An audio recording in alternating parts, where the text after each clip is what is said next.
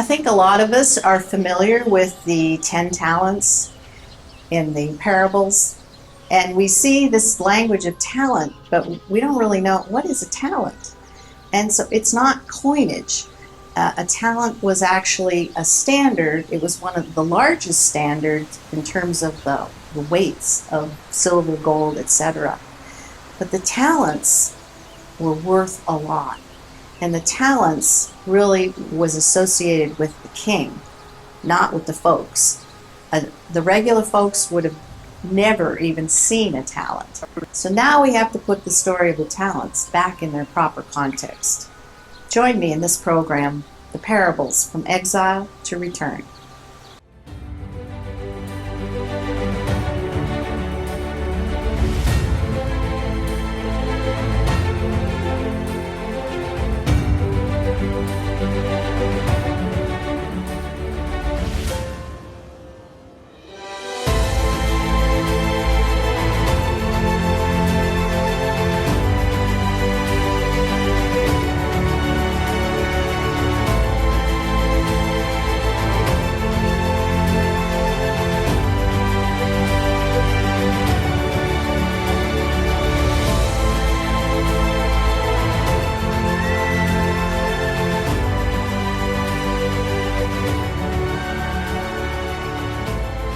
Shalom, I'm Dr. Dina Dye with Foundations in Torah. Welcome back to the Parables from Exile to Return. And today we're going to look at the parable of the talents, which I know is another very familiar parable to you. We're going to look at it out of Matthew 24, verse 15 in particular. And I'm sure most of you have read this many times. So let's just kind of go over it quickly. Again, I encourage you always to go and reread it for yourself. Be prepared as you come through this particular session. It talks about a man and could be hinting at Adam, for example. Adam, the man representing mankind, an archetype, if you will, of all of mankind. And this man went to a foreign land. Now this, again, is going to take us, we need to think exile once again. Israel being exiled into a foreign land. And he handed his possessions over to his servants. One of the servants received 5 talents, one received 2, and the other one received 1. Of course, they received these talents and they were supposed to do something with it. So the one who received the 5 talents traded it and was able to gain 5 more talents. The one with 2 also traded and gained 2 more talents. The one who received the 1 talent basically dug a hole and hid his master's money in the hole. Now this word for talent, actually Hebrew kikar, is related to a scale of a balance. Kikar actually means round, so the idea was this was a round weight. And so, for example, a piece of gold would have been round. So this isn't coinage, per se. This is a measure of the weight of silver, gold, or whatever. The talent was always associated with the king. The folks are never going to see a talent. This is for the wealthy. And I just reiterate that these parables, even though Yeshua's out among the people who really don't have a lot, these are not the wealthy political class, temple class, elites, the well-connected. These are just the folks. So this isn't really what they would be familiar with. Again, they would never have an audience with the king, probably barely even see the high priest. They could only go so far in the temple. So they never really touched, their lives didn't touch these people. So the talent, again, was associated with the king. The Jews at this particular period are using coinage, but this didn't come into vogue until the time of the exile. So once again, the talent would have been used before that. Up until the time the use of coinage, whatever they were using had a predetermined weight. So we had the half shekel, the shekel, and the talent were used, but this based on weight. The talent was the largest standard. It was said to be equal to 3,000 shekels. and the talent weighed about 75 pounds. Like, that's a lot of gold, 75 pounds. So, for example, a silver talent of 75 pounds would be worth probably around $6,000. We see that King Omri had paid 2 talents, which is about $12,000, for the entire hill of Samaria, which is the capital that was built in the northern tribes. So again, in the period of the use of coinage didn't come into vogue until the period of the exile. So these weights, obviously, one of the problems is they varied from locale to locale. So the inaccuracy rate of these balances was anywhere up to 6%. So now we understand why the prophets are sort of railing against or advocating the use of just weights and balances. And they warn the people against using deceitful weights. This was a huge problem. We can't forget how important commercial ventures are. We have a tendency to sort of spiritualize everything, but these are real people living in a real time that got to make a living, and commercial pursuits and the economy were just as important then as they are now. So this is how things functioned. So what happened was that travelers would basically carry their own set of weights, and when they got somewhere and they're going to purchase something, they would compare their weights with the local merchants to figure out how off they were, because they would not be the same, to figure out the actual price of something. So they would carry their own weights and measures as they went on the road. Now we think about Abraham, who weighed out the 400 shekels to purchase a field from someone named Ephron, which is actually going to be the place of burial for Sarah and himself. Just sort of the rabbis have associated the tomb, if you will, where Abraham and Sarah would be buried, as well as Jacob and Leah and Isaac. And the place where they were buried is also the place where supposedly Adam and Eve were buried, and this is said to be the entrance to the Garden of Eden. It's kind of interesting that he bought this field to represent the garden. That was where they were buried, and it was said to be a return to the Garden of Eden. So there was quite a bit of money at that time. I mean, I think we sort of think of these 400 little coins, and he bought this field that was actually a very large amount of money. So again, a talent was a sum of money. It was not a coin. And again, it was a weight, and that is important. So this is, common in the ancient world, the use of weights and measures, and it was related to commercial transactions. And this is the thing that the prophets spoke about quite a bit, because this is a problem that we end up with during the Second Temple period. Graft, bribery, extortion, all that kind of stuff, racketeering, whatever, cheating people financially is nothing new. This has gone on since the beginning of time. And the temple had become a place of commercial enterprise. One of the high priests, Ananias, you might recognize, was considered to be as the godfather over the temple, and he basically bought and sold and traded the high priest position. His whole family, it was a family affair, and they were not from the line of Aaron. But this guy was pretty corrupt, and so the temple, the building, the things had become corrupt in that way because of the people who were running the show, and they were elites. One of the things was they were charging interest to the people to take out loans, which is forbidden in the Torah to charge interest. So there was a lot going on in the commercial realm. This is why we see the language in Revelation, for example, Revelation 18 is all about the merchants of the world seeing their profits go up in flames, etc.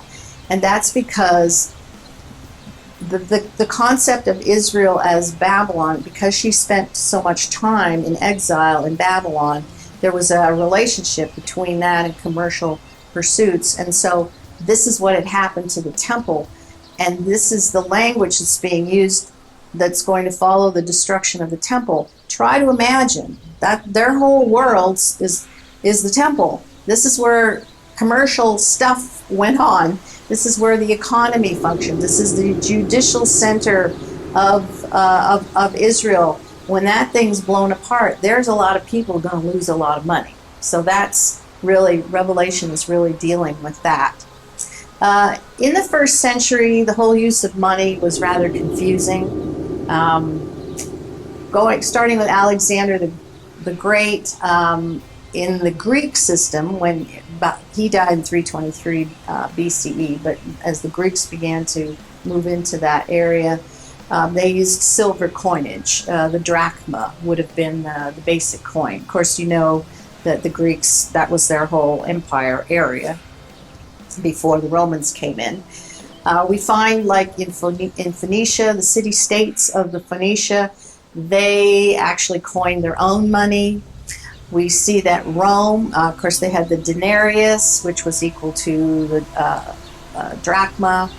We had coins, of course, with the graven image of Caesar on them. We have the Jews using their own coins in the temple. They also, went in the coinage used in the temple at that time, in the Second Temple period, they accepted the coins that were minted in Tyre, Tyre, city of Tyre up the coast, that were equal to a half shekel. And as I mentioned, the high priest, Annas, and family, they just filled their coffers. They took advantage of the situation at that time. They had unholy alliance with Rome. In fact, Rome controlled the high priest's clothing, that they would release it at the time of the festival in order for the high priest to actually wear it. So, this is a very complex period in Israel's history, and sometimes it's difficult to unpack the players. But we can't take away from the fact that, it's life. And it's not just about religious, spiritual stuff. It's life, rulings, judicial rulings, how to govern an empire, how to govern a nation. And, money is a part of it, how people make a living, how the transactions and trade goes on.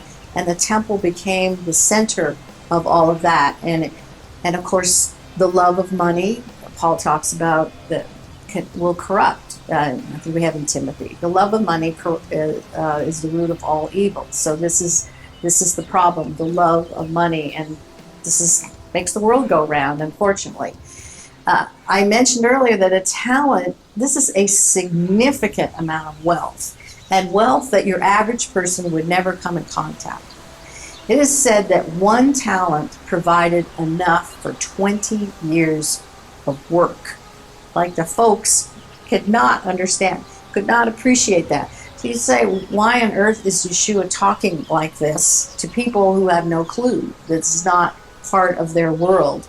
And so he is elevating this to teach them about the kingdom and the king and how he operates, not in the world around them, but in a greater sense. So the only bank actually was in the temple. So that's where the treasury was. It's a place where money was changed, etc., etc. In that time, in the first century, it was common practice to leave money with a trusted friend, or to bury it, to safeguard it, protect it. So, people went out of their way to protect their money. There's nothing new here. So hiding their money in the field would have been common. If they couldn't leave it with a friend, they would hide it somewhere in the field to protect it from the enemy. Again, I talked about usury, interest being charged. It was forbidden to charge between Jews to charge interest. And although they were allowed to charge interest on loans made to foreigners at that time. So it was a period with, at the Second Temple period, commercial investment going on, business loans being made, credit was commonplace. And again, this is what's being talked about in Revelation 18, because for Israel, that's where it all took place, kind of like a Wall Street, if you will, of the land of Israel in Jerusalem. And so, yes, the merchants of the world were going to freak out when the temple was destroyed, and that was all gone. It was said that in the first century, interest rates were pretty high, anywhere between 12 and 20%. So we've enjoyed in the United States very low interest rates for a long period of time, and you know that makes a difference when you're taking out a loan. So the ruling elites, the political class, if you will, ran the temple, and it was not a fair system at that time. So one talent, it was likely that with the one talent guy, it was likely that the elite who received the one talent was protecting the wealth, and that wealth actually wasn't even his, but he buried it. This was common to protect it from marauders or whatever. All of this to say is that Yeshua is telling this parable. He's really addressing the reality in the temple, dealing with the temple elites. So he is actually attacking the religious elites as he's telling these parables. I mean, I imagine the folks probably really appreciated that. They would never hear anyone else going after the elites, the political class, if you will, at the temple, because they have participated in enslaving the people. They've been oppressed by Rome, King Herod and his sons following, but even their own, quote, religious leaders were oppressing them financially. And so Yeshua is telling this parable. I imagine they're sitting there going, yeah. And they know he's not talking about them, because they probably, most of them, never even seen a talent. Okay? It's clear to me that Yeshua cared about this part of our lives, about how money was being transacted. We don't even really ever think about this. And I would venture to say, just my own opinion on this, but you can tell a lot about a person about how they handle their money. It is the most obvious thing about the way is a person generous in spirit is generous with their money. A person who is miserly in their spirit handles money in much the same way. I don't honestly think there's a difference, excuse me, between how a person is spiritually and how they take care of their own money. Just food for thought on that.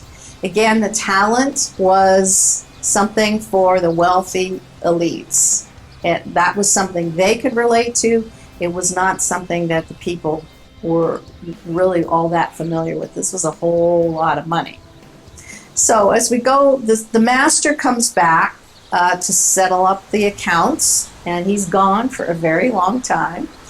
And he sees that the one who had 5 brought forth another 5 talents, that's really a lot of money. And he says, well done, good and faithful servant. And you've been faithful in a little, and now you will be in charge of much. And then another one, the one that he had given the 2 talents to, also had a return of 2 more talents. And once again, the master says, you've been faithful with a little, now you'll be made in charge of much. And enter into your master's joy. The third one, who buried their talent in the field, said, well, I knew you were a hard man, reaping where you didn't sow, gathering where you didn't scatter seed, and I was afraid. So I hid your talent in the ground, and this is yours. It's protected. No one got to it. I hid it in the ground. And so the master accuses this one of being the lazy servant, that you should have brought my money, at the very least, to the brokers to receive interest. You see this commercial language, again, in the context of the temple.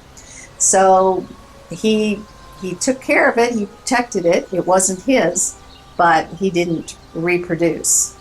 So the master who's come back says, okay, give 1 talent to the one who has 10, which is going to be a significant amount. He's giving him 1 whole talent, so that to the one who has, more will be given in abundance. For the one who does not have, even what he has will be taken away.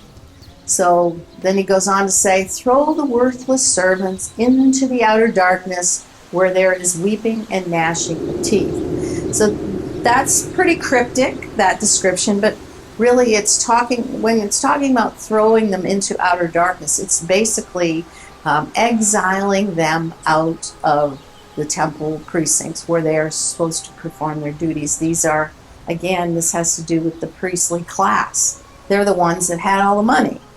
And so throwing them out of the camp, or throwing them or exiling them into the nations, which is what happens to Israel when they are not faithful to God. So the other two had been faithful to reproduce after its own kind and to bring forth seed and new life in reproducing these talents and doubling their money. And the other one had not reproduced anything, was just stuck in the ground. And so Israel in the land with the temple standing, again, violates the commandments of God. They are exiled out of the land into the nations. This is what this story is about. The outside the camp has to do with the place, for example, down at the bottom, southern end of the temple in the Kidron Valley, where the Kidron and Tyropian and Hinnom Valley all meet, was called the place of burning. That was where they burned all the garbage, all the refuse for the city of Jerusalem. Outside of Jerusalem and the temple is a place of the burning. It was basically a garbage dump. So that's the place of weeping and gnashing of teeth. Outside the boundary of the city, outside the walls of the city, outside the temple. That is the place of weeping and gnashing of teeth. And of course that place is associated with foreign invaders, evil kings coming against Israel, etc. And this all because these ones did not reproduce. That is the message of the kingdom, is to reproduce, to bring forth life. That's the whole message of the creation, that where two come together, they produce life. And that life is in the image and likeness of the original. And our walk is all about reproducing. The two with the 5 and the 2 talents reproduced and brought forth double what they had started with. The one servant didn't reproduce anything. Nothing came forth. No new life came forth from what he did. That is really the message. And that was the message to Israel, that you are not reproducing, and so you are going to be exiled into the nations until the time of your return. When you're in the land, you can reproduce once again and bring forth a harvest. So that's kind of the nuts and bolts message of the 10, 5, and the 1 talent.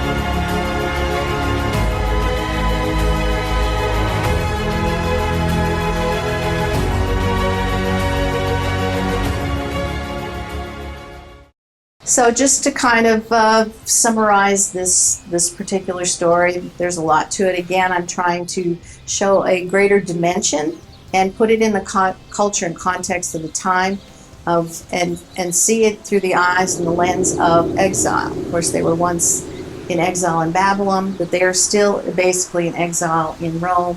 And that when you reproduce, when you bring forth new life, that is a signal of the restoration, really, of all of creation, because that is the purpose of creation, is to reproduce. So the one who didn't get any interest on his talent was basically like Israel being sent off into exile to become a slave. And that covenant protection came between the relationship between heaven and earth, between God and his people, between Yeshua, the mediator between God and Israel. That when that covenant protection is no longer there, then out into exile they go. outside the boundary. Remember, we talked with the virgins, the wise and foolish virgins, when the door was shut. The door was the boundary between the sacred space where the presence of God was and outside the wilderness, being exposed in the wasteland, in the desert, no water, being exposed to wild animals, etc. Again, Yeshua is addressing the rich and the powerful and the wealthy.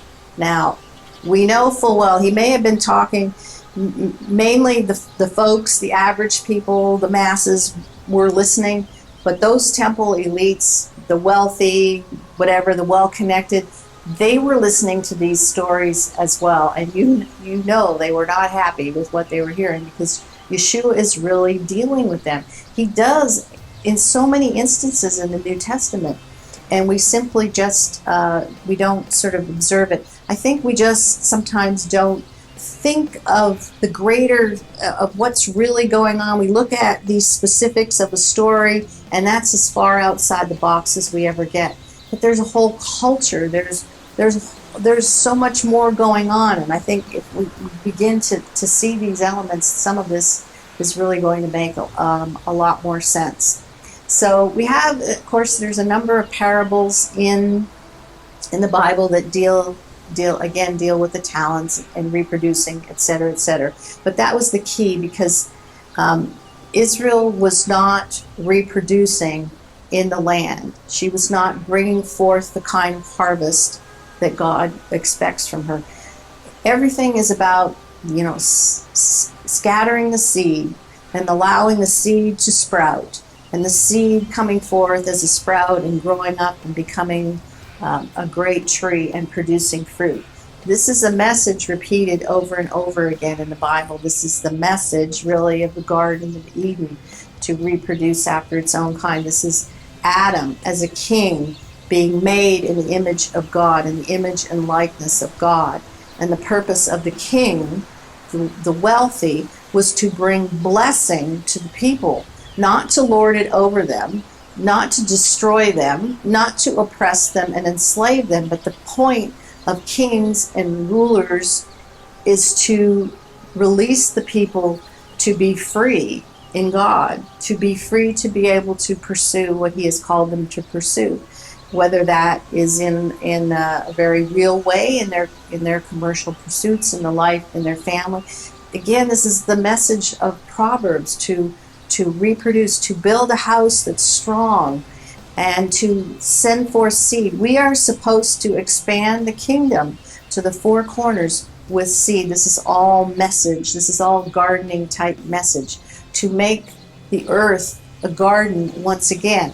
Because now, when evil kings are ruling, it's a place of thorns and thistles where nothing's reproducing. It's death. Nothing is coming forth. And that's what Yeshua is basically saying. The religious center of Jerusalem is almost like a place of death. It's not reproducing life. And so he shows that. He is showing that through these stories, and these stories that are dealing with, again, the elites and the people. This is unfamiliar territory. They're not the elites, but they are starting to understand that he came for the folks to build them up, because they're the ones that are going to reproduce. So just, again, a different take. See you next time. Shalom.